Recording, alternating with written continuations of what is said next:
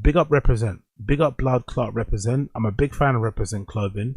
I'm starting to warm to what they're doing recently, mostly because I follow their founder, right? One of the twins, I think they're twins brothers.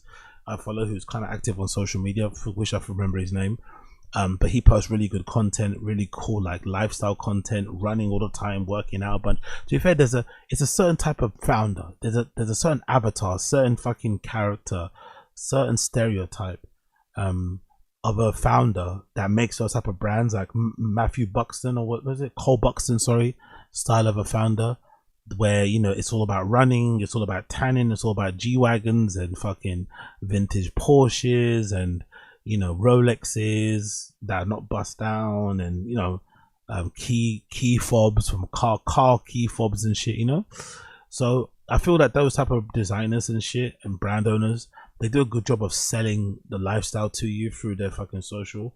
And obviously when they get into like R&D things and factory visits and samples, and you see the steps that it takes to get from a sketch all the way to the finished product, it's kind of cool to see, and it kind of gives you a lot of reason to kind of buy into the brand and try to be a fan. So I'm a fan of more Represent. I'm still not on the side of Cole Buxton. I think Cole Buxton still looks a little bit too naff for me. The same goes for Amanier and shit, not for me. But I think within that world of brands coming up, I think Represent is probably the best that we have now in the UK, coming from the UK anyway. I think the guys are from Manchester. They've got stores in London. Oh, I think they've got stores in Manchester. I'm not sure they've got in London. They've got store in LA and shit. They do really good stuff. For lack of a better term, if I was to describe them, for like a really easy, lazy way to describe them, I feel like they're like a UK version of Fear of God. I feel like Represent like a UK version of Fear of God, if that makes any sense. But anyway, all that to say, they have a collaboration with Puma, and they also have a lookbook for their fall winter stuff that I want to show you. So the first thing that they have is a collaboration with Puma on the Speedcats. Now, personally, the colorway is really cool. The kind of muted gray colorway with the white laces and shit, or the off-white thick laces, the tonal fucking logo on the toe box, plush fucking suede on the outer, what looks like to me like a leather inside lining there on the inside, which is fucking beautiful. There's a stamped rubber, there's a stamped, sorry, logo of Represent here on the tongue. Like, really well done. Do you think I'm really sad and whatever questioning when it comes to the Speedcats? The quality. I know Speedcats are really popular and stuff, but I've seen them in life, in real life, in person, and holding a Speedcat, the quality of them is really fucking shit. Also, if I'm not mistaken, the thing that really kind of pissed me off with Speedcat retros is the structural integrity or lack thereof. Like, it's weird, but if you wear your Speedcats and you take your foot out, the shoe kind of falls flat. It doesn't have a lot of structural integrity. It doesn't just stand, you know, sit there. It kind of just completely flattens. And I remember Speedcats from back in the day when I used to wear them, they weren't like that. They felt substantial. They actually felt thicker in the sole, if I'm not mistaken. So I feel like they've purposely made the sole super thin. They made the material on the upper super thin. There's not much lining between the fucking, you know, suede leather and whatever else velvet was put into the insole of the shoe. But yeah, it's just annoying. I really wish there was a way to fucking, you know, make these shoes retros again. Maybe make like a premium version.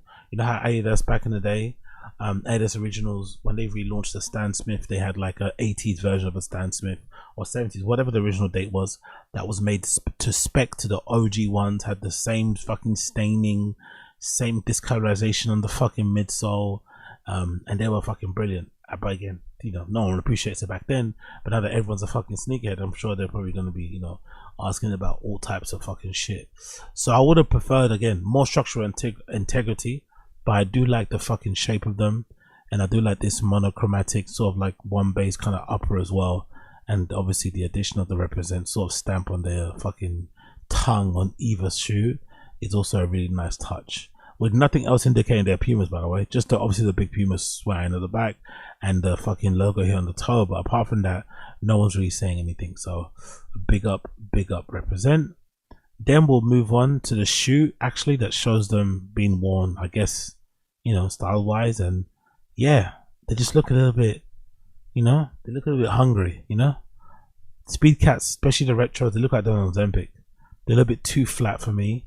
Like this, look at all this space here. You see that space there between the fucking side of the shoe and the fucking tongue that's all flopping everywhere. So maybe it's not even a shoe. Maybe the thing that's not giving that shoe structure integrity is the fact that this woman just keeps flapping around everywhere.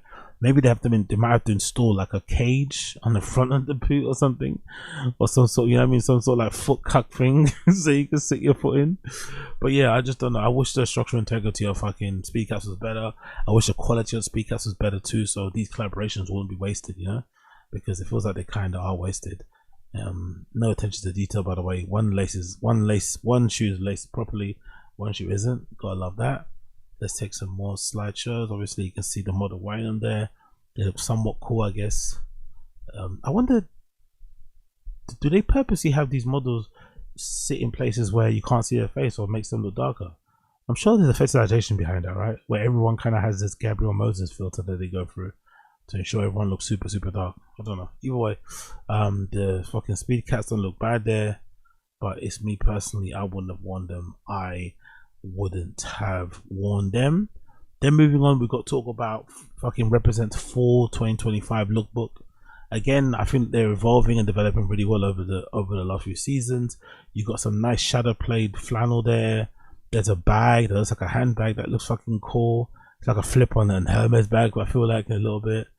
There's merch as well available. This guy's modeling.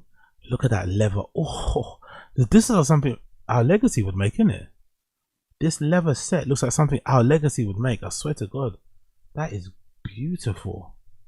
It looks like a brownish leather, I guess, coat and fucking trousers. It looks like he's got the same jacket made from that fucking Bill Cunningham one, but just made this crazy leather. Jesus Christ, he looks fucking amazing. More pictures as well. The lookbook. You got, yeah. So I'm not mad at this, man. I'm not mad at this at all.